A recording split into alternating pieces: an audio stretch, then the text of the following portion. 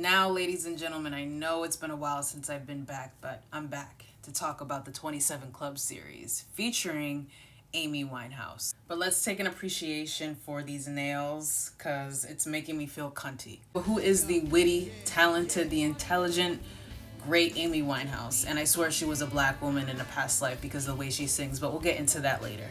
Amy Winehouse was born on September 14, 1983 in Enfield, London, England to Mitch and Janice Winehouse. She was a songwriter, a musician, a singer, and a woman that was about her business.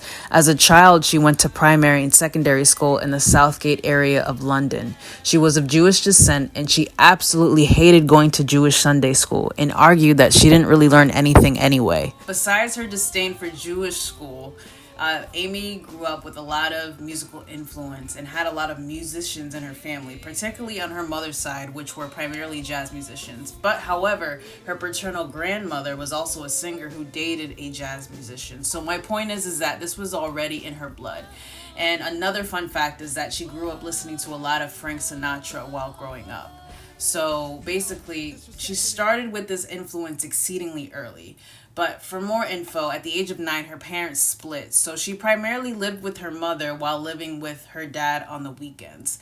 At the age of 14, she started to pick up the guitar and write her own music. At the age of 16, she dropped out of primary school. Anybody who knew Amy Winehouse's music knew that she wasn't a regular singer. She had soul to her, like some real soul, and she had a love for hip-hop and blues, and she actually practiced songs singing from artists such as Frank Sinatra, like we mentioned before, Sarah Vaughan, Minnie Ruperton, and Dina Washington. Before her debut, she was a jazz singer at the Cotton Club and also had a job somewhere in there, but she was sought by many and she wasn't really easy to find.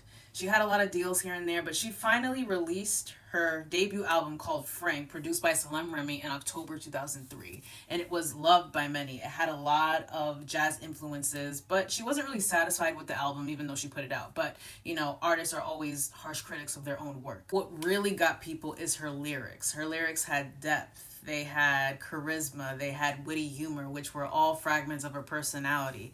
It was refreshing. It was different. The album Frank marked the UK album charts and was nominated for the Brit Awards, and ever since then, she made more hits that made the mark for her music career.